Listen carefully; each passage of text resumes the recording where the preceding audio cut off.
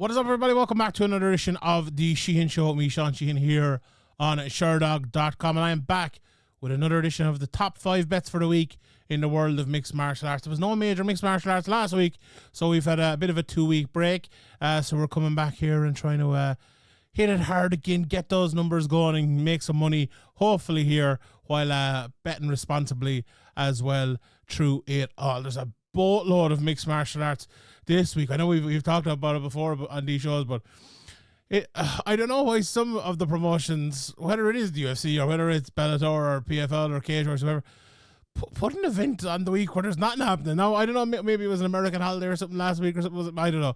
But yeah, I feel like last week was an open door. Now, I think I'm happy, and a lot of MMA people are happy that we got a week off. But at the same time, you know, you had a big opening there last week, and it wasn't really used. I think the Dana White Contender Series probably on a Tuesday was the big score. I know that was there an LFA card or something like that over the weekend, and I saw people talking about it. Like, so that's kind of case in point. But that Dana White Contender Series card with that big knockout as well really, really stood out as well on Tuesday, because I feel like people didn't have their mixed martial arts last week.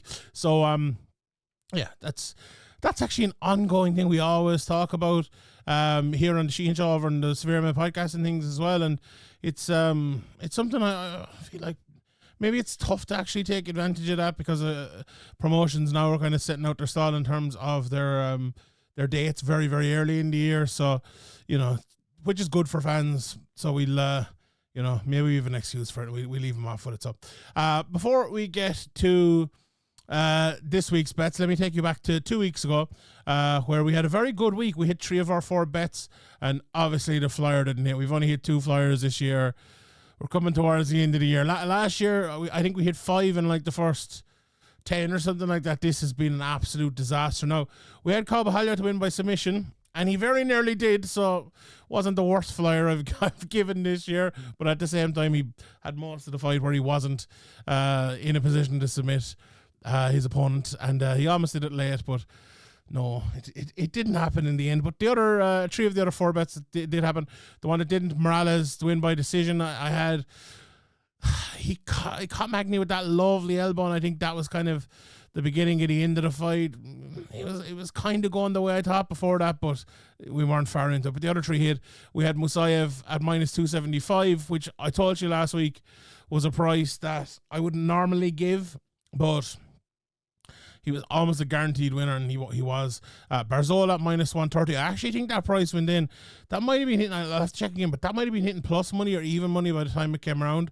So that was a good bet. Barzola there, he won that pretty well. And then we had the Edmund Shabazi and Gerald Mershard fight, which went over a round and a half at minus 112, which again was a...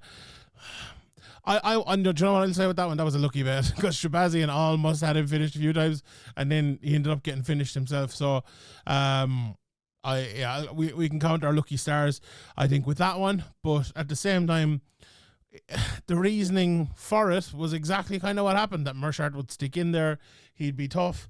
I don't know if I said I thought he'd win, but you know, I did think maybe the later the fight went, the more trouble Shabazian would be in. So that turned out to be the case. But our bet hit anyway. Doesn't matter who won, and we go on. Right, let's get to this week's bets. I have bets for you from both, or from not just both. I have Bellator, Cage Warriors, and UFC. So strap in here, and we'll get to them. Let's start with our Bellator bets. And the first one I'm going to go to, if if you watch my Bellator preview, and I did another podcast as well. I went massively back and forth on this fight. But when I saw the price, now the price it's not a massive price by any means, and I convinced myself, I had convinced myself before I saw the price, and then when I saw the price, I'm like, okay, we need to revisit this again, because I want to clarify my pick, and I'm going for Douglas Lima at plus 114. Now, this fight is one that I have thought about an awful lot over the last few days. We looked at it coming in to the preview, And I was very much kind of like, right, I don't know who I'm going to side with. Do you know what? I'll side with Jeffrey. I think his wrestling is going to be a little bit better. And, you know, Lima is a striker and all of that. And I think Jeffrey is the type of guy who, you know, who can win this sort of fight and has beaten good guys before. But then I was thinking a little bit more about it and looking at the guys that Lima has actually lost over the last while. All of them decisions, you know, Mousasi, Amasov, MVP, and Jackson. You know, Mousasi, okay, I would say a guy who fought a lot at middleweight and light heavyweight, a bigger guy who can fight all around. Same will go for Amasov. MVP, obviously, striker, and Jason Jackson, and all rounder as well. And all of them fights, I think everyone can hang with Douglas Lima on the feet, right? I'm not sure if Aaron Jeffrey can, and that is why I have kind of leaned towards Lima over the last while. And then when I saw he was not a massively sizable underdog, but a sizable enough underdog, I was like, okay, more for clarification than anything, but I do now believe in the pick. Haven't thought about it, having first given Aaron Jeffrey. I like Douglas Lima to make this, and not an old school Douglas Lima fight, right? But do you remember when Douglas Lima was going through the phase of putting a lot of winning, yet maybe not that exciting fights on? You know, kind of around the MVP fight. He knocked out MVP, but, you know, he went to decision with Rory McIlroy, I said, McDonald and Lorenz Larkin, and he took him 3 rounds against Koreshkov. Went to the 5th round with Koreshkov as well. You know, he was putting on very good technical fights and just dominating from the outside. And I feel like if he can stop the takedown of Jeffrey, and I think he can win this fight. Now, again, I was relatively torn on this fight until I thought a little bit more about Lima's ability to control a fight. And the other part of it is the big reason I've kind of moved my thought on it is him up at middleweight. Now, we'll forget about the Mousasi fight for a second. That was 4 years ago, and it was, you know, a brief stint. It felt like a middleweight time. Fighting Costello Van Steenis and beating him the way he did, you know, where he was kind of clearly and not that it was a blowaway by any means or anything like, but he was clearly the more technical guy, the guy who's going to be a little bit faster and has a better game plan, and not necessarily even a better game plan, right? But he can stop your game plan more than most people at middleweight. Like, middleweight doesn't have many, like worldwide, not just Bellator, PFL, UFC. Middleweight doesn't have many really good technicians. And Costello Van Steenis is not a bad technician, right? I don't think Aaron Jeffrey is on that level of technical ability. So put that all together, I have swayed my opinion from maybe just leaning towards Jeffrey to definitely leaning towards Lima to definitely leaning towards our price of plus 114. So there you go. We'll leave it at that, right? So I'll give you my 5 bets first, and then we'll come back to it. There's a lot more bets. There's so many bets this weekend. We'll run through these first 5. Second bet I'm giving you, and I was a little bit surprised to see it at this price, Lorenz Larkin at minus 122. He's fighting Levan Chokli. You know, watching both of these guys, and I know a lot of people probably have watched the preview show already. I didn't have much of a thought process about who I was going to pick here. Once I had watched both of them, once that I had seen the way they fight, it was a pretty easy pick for me. I think the power that Lorenz Larkin has, his ability to not just use the power very, very well, but also to win fights with it, is something that I think Chokli is going to have issues coming up against. You know, he's one of those guys, Shockley. If you look at the fights he's had, 27 years of age, you know, he's fought guys like Sabaho Massi and Lombardo and Feraldo. None of them, and even going back further, none of them are on the level of Lorenz Larkin, I don't think, in terms of their ability. I don't think any of them are even near it, to be honest. So, you know, Lorenz, I saw a few people talking about this fight and kind of, you know, putting it that Lorenz was one of the guys who, at this stage of his career, 38 years of age, going to be, actually, is he 39? No, he's 38 years of age now. You know, lost to Koreshkov a couple of fights ago, but, you know, beat Alan Dominguez, and that was kind of a layup fight, in my opinion, for him. That this might be kind of the beginning of the end for him. And I don't necessarily think that is correct. Like, I know when I just said a minute ago, speed is a big part of him, power is a big part of him, and like, as I said, power is the last thing to leave you, but speed is almost the first thing to leave you. Now, if he comes out here and he's an issue with speed, I think it could be issues here. But if he doesn't, I think he has a great advantage here. Like, the Chokley's always the kind of the bigger guy in a lot of his fights as well. I know he's an inch or two taller than Lorenz Larkin, but it's not a massive thing here. I just watching a few of the Chokley fights, and I talked about it in the preview, but kind of that open guard he fights with sometimes, where a guy like Lorenz Larkin who can just land that kind of, you know, whether it's inside that open guard or when he tries to close it up by throwing a shot inside to open up the outside, like that left hook is just going to be money. And it feels like if he's smart about it, he can really land that on Chokley. And it's one of those fights, right, where, look, I was talking about people maybe saying that it might be the end of the road for Lorenz Larkin in the next while. I think if he was to lose this fight, I think that could be the case, because I think the only way he loses this fight, and not the only way he loses this fight, don't get me wrong, Chokley's a good fighter, but if he's lost that speed, if he's lost the touch, I think that's how Chokley wins the fight. That's how Lorenz Larkin loses it.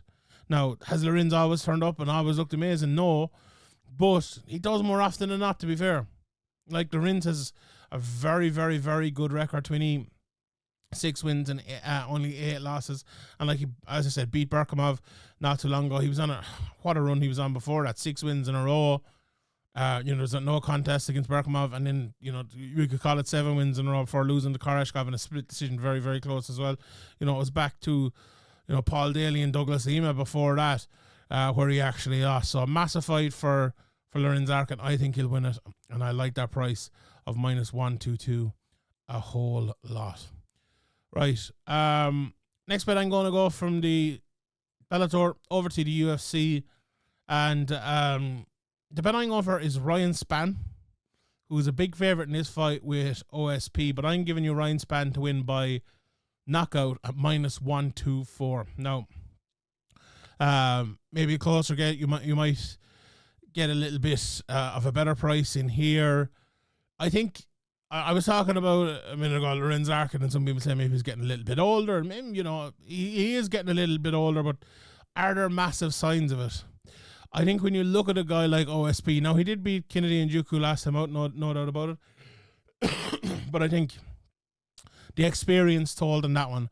I think other fights, and he's been fighting up at heavyweight, and he's been fighting some good guys, don't get me wrong, over the last while. You know, going back to Jamal Hill and Lonzo Minifield and stuff. I just don't feel like the same fighter is there that once was. Like, OSP, again, never the greatest technician in the world, but like an unbelievably good athlete. Like I used to always say about OSP, he was the best one-handed fighter in the UFC, even better than Nick Newell. And he just can't throw a jab. It's always like a lead hook with his left hand anyway. When he changes to southpaw, he can throw a jab. Then he can only throw his right hand really as a very, very good weapon. And I think he got through a large portion of his career being very successful with that, right?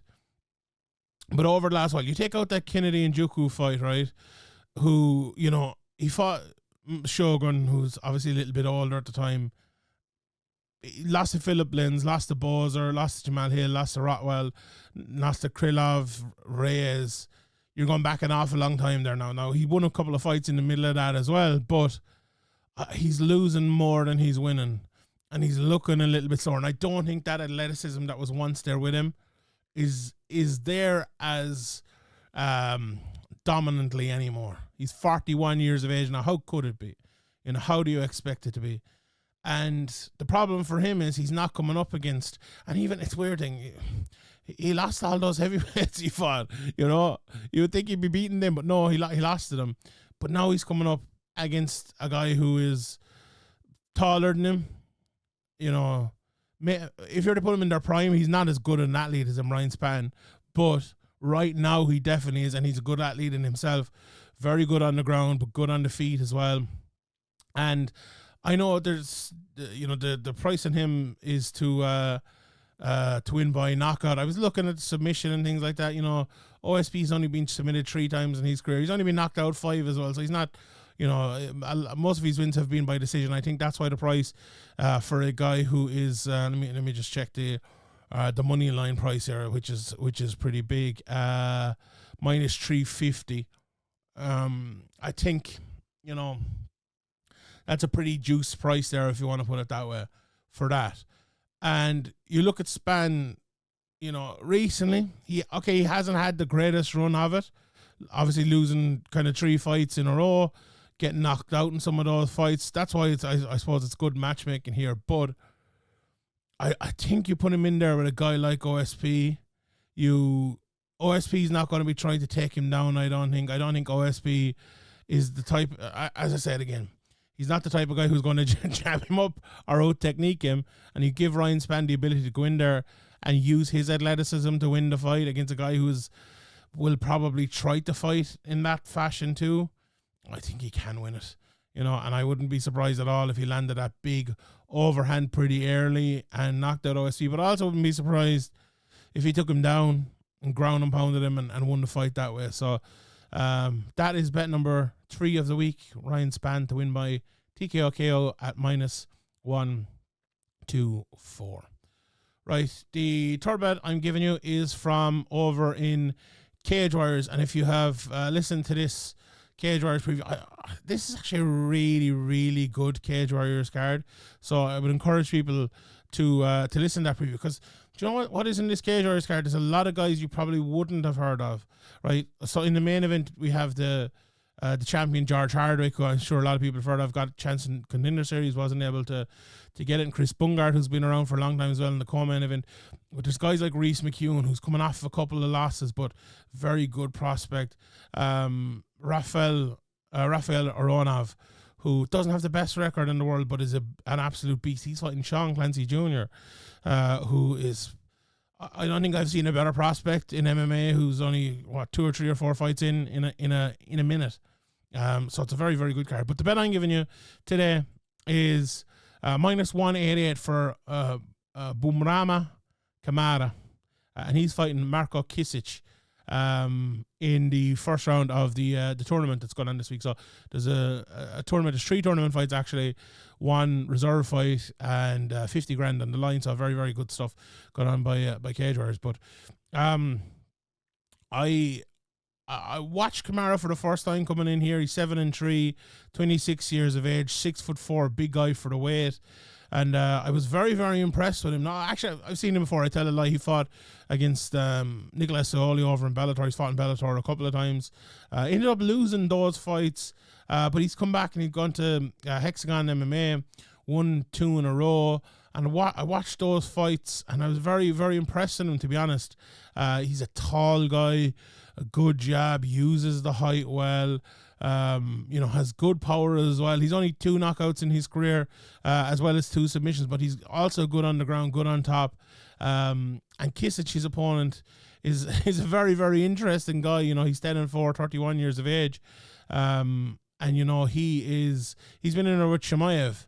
And that was a very fun fight. It's up on YouTube if people haven't seen it. But he's a guy who throws these big kind of overhand lefts, tries to...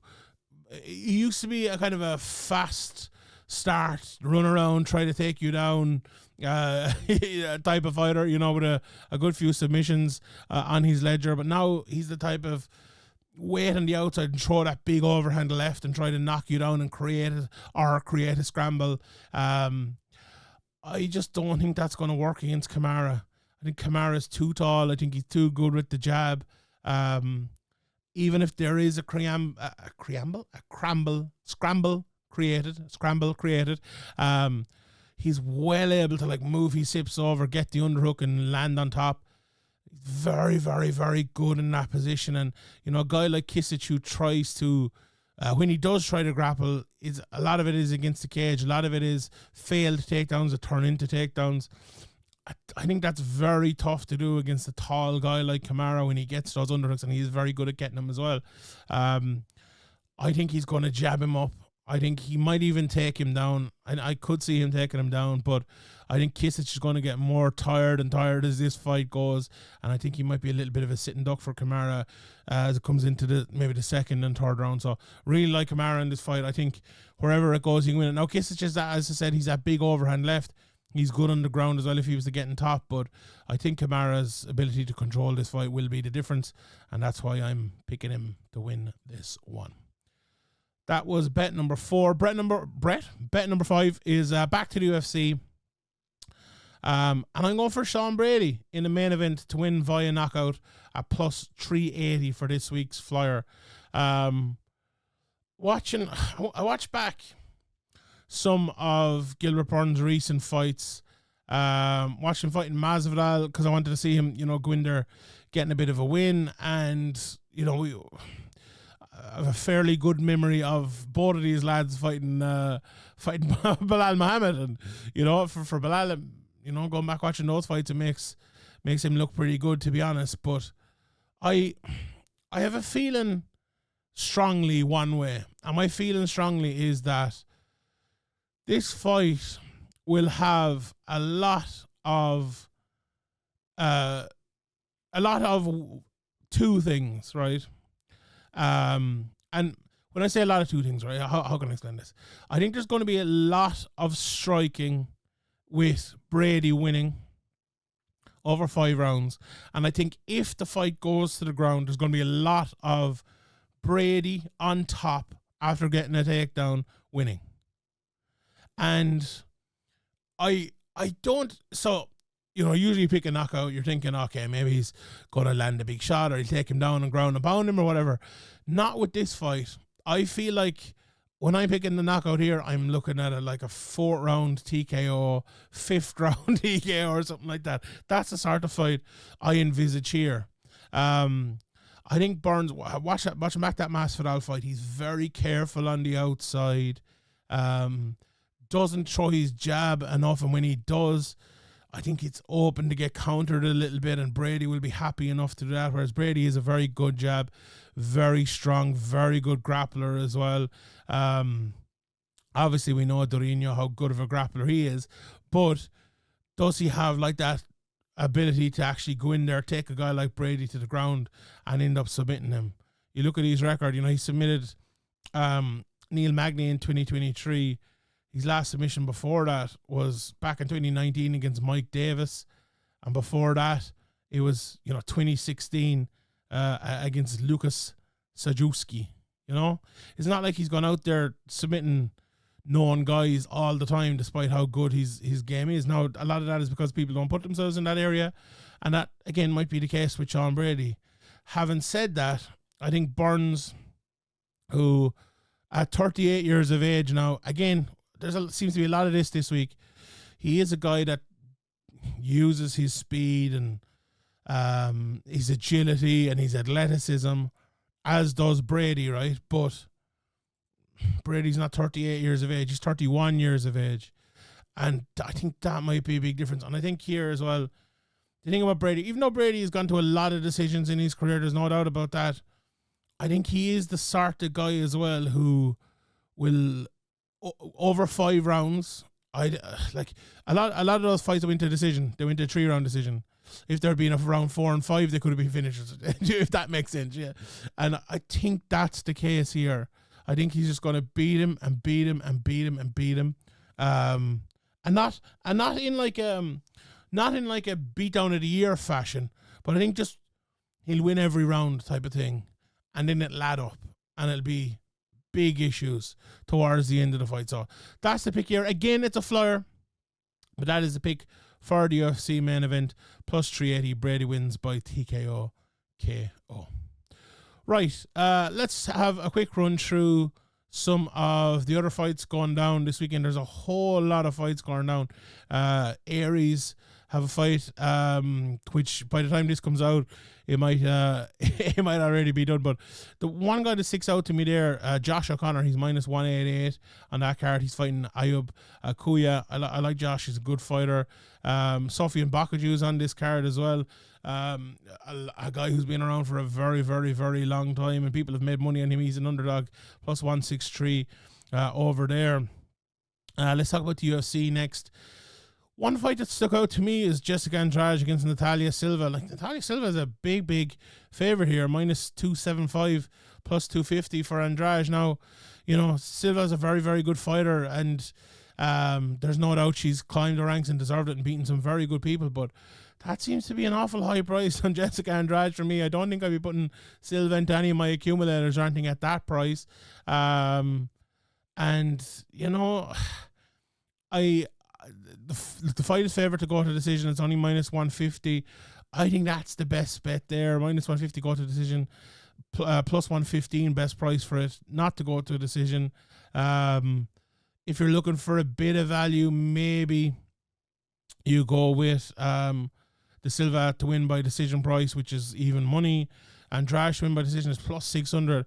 Honestly, that was so close to be my flyer of the week, but I kind of left it off. But no, I wouldn't. If I had to bet on one at that price, I'm definitely betting Andrade, but I think I'm avoiding that one for a while anyway.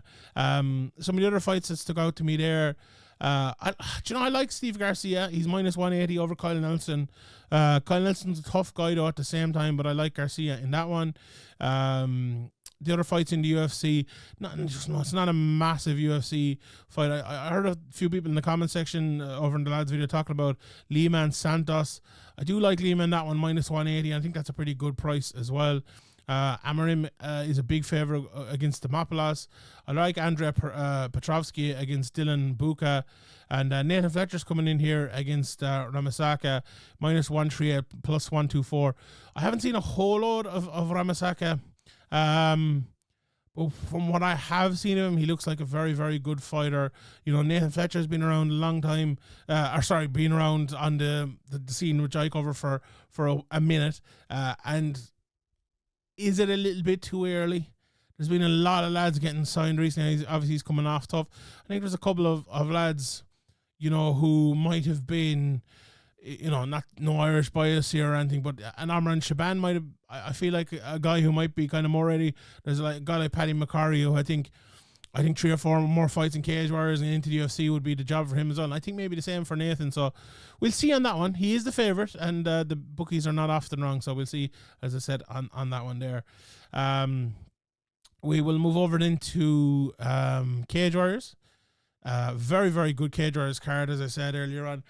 The main event, George Hardwick, a massive favourite, minus 550-ish there against Christian Yorga. Yorga, a good fighter, and I'll tell you what, if Hardwick has struggled because of the Contender Series and he isn't as confident as he once was, I'll tell you, Yorga has a chance there, but I do fancy Hardwick. Aronov and Clancy, as I said, I really like Sean Clancy. I think he's one of the top prospects in Europe or these days. And I think it's a little bit too early for him. Aronov is a very good fighter. Very, very, very good fighter. I think Clancy will come through, right?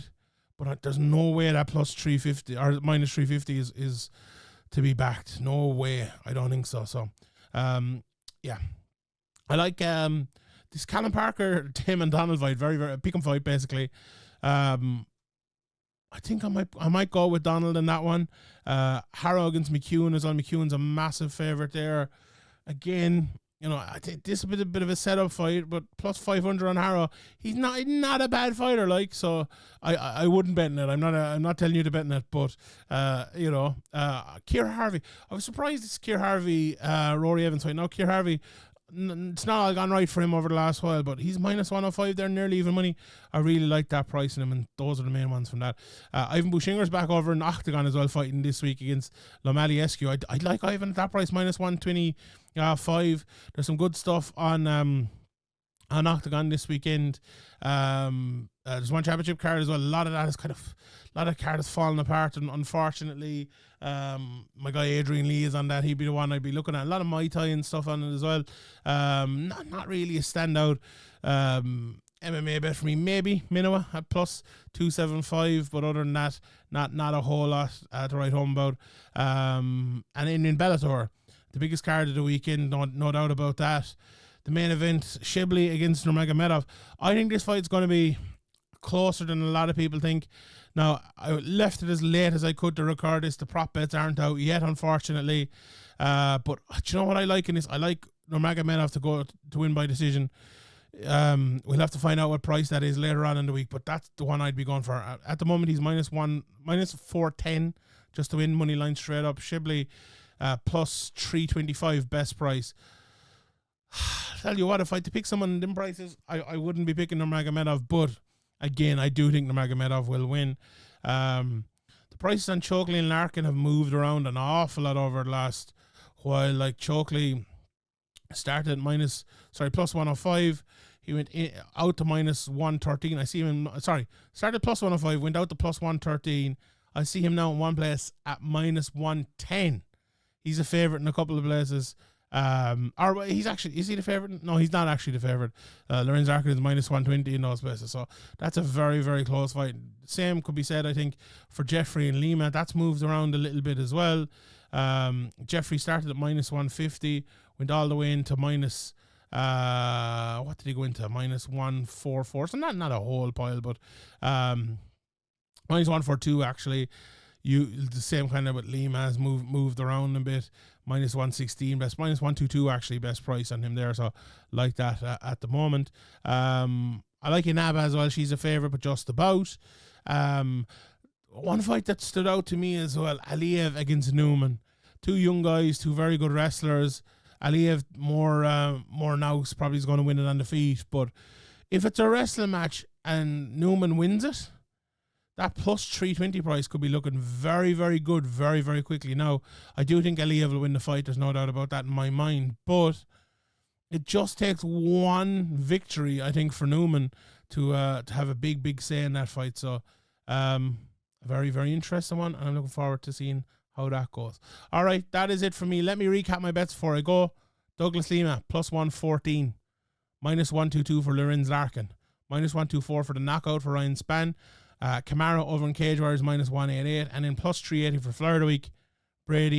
Sean Brady, the win via TKO or KO. All right, everybody, that's it from me. Thank you very much for tuning in. Come back next week to the Sheehan Show. But until then, my name is Sean Sheehan for Sherdog.com. I'll see you all next time.